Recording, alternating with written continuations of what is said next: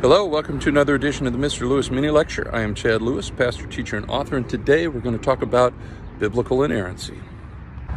The doctrine of biblical inerrancy simply states that the Bible is without error. And while this is not explicitly taught in the Bible, it's understandable that Jews and Christians have always believed their scriptures were inspired by God, and to that extent, that their scriptures were a reliable source of guidance for their beliefs and their practices. So traditionally, Jews and Christians have held a range of views about inerrancy, limited inerrancy being the idea that the Bible is inerrant in those beliefs and practices that pertain to our salvation. In Protestantism, however, particularly in America, particularly among evangelicals, have enshrined as kind of orthodoxy the idea of unlimited inerrancy, and this created a lot of problems. Jesus says the mustard seed is the smallest seed in the world, which is not true.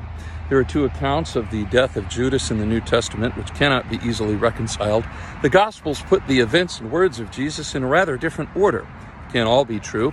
Different dates for the reigns of kings in the Old Testament, and not exactly the most godly expressions out of all of our prophets or even the Psalms. Jeremiah once prays, "Father, do not forgive them." These may seem like theologically and morally trivial issues, but the fact is, for people who've been raised on the idea of unlimited inerrancy, they can provoke a major faith crisis. In addition, there are many people who are completely unsympathetic with a moral and intellectual vision of the Bible. They will use these to attack it.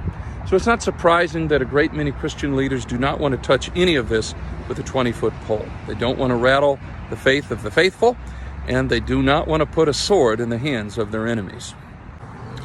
For those who believe in God, however, we have to believe that He wants us to pursue the truth, even if that truth goes against something that we have been raised with and lived with for a long, long time. On a practical level, there's need for reform in the church. We are not just vanguards of everything that has been, and we can't simply go along with whatever the culture tells us to do. On a theoretical level, there are questions to be asked. What is the canon of the Bible? What are the books that make it up? What do we do with the fact that textual variations exist between the words and phrases found in the different books? And how are we to interpret them? Well, the Bible is not one book, but it is a whole library of books. There is drama, there is history, there is chronicle, there is parable, there is poetry. And all of these have a different criterion for what does and does not constitute an error. The parable of the prodigal son is undoubtedly true, but that doesn't mean that historically it ever actually happened. On the other hand, the resurrection accounts in the Gospels are clearly intended to tell us that the disciples claim to have seen the risen Christ.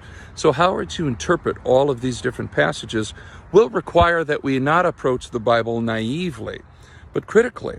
That'll give us a whole lot to do. I cannot address all of the questions of biblical inerrancy in a short video, so I will close with the words of St.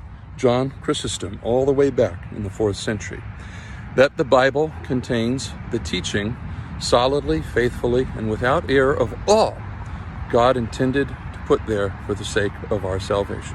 Thank you very much.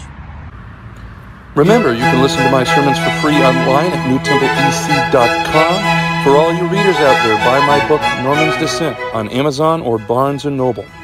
Till then, my fellow travelers, Pax Tibi, and God bless.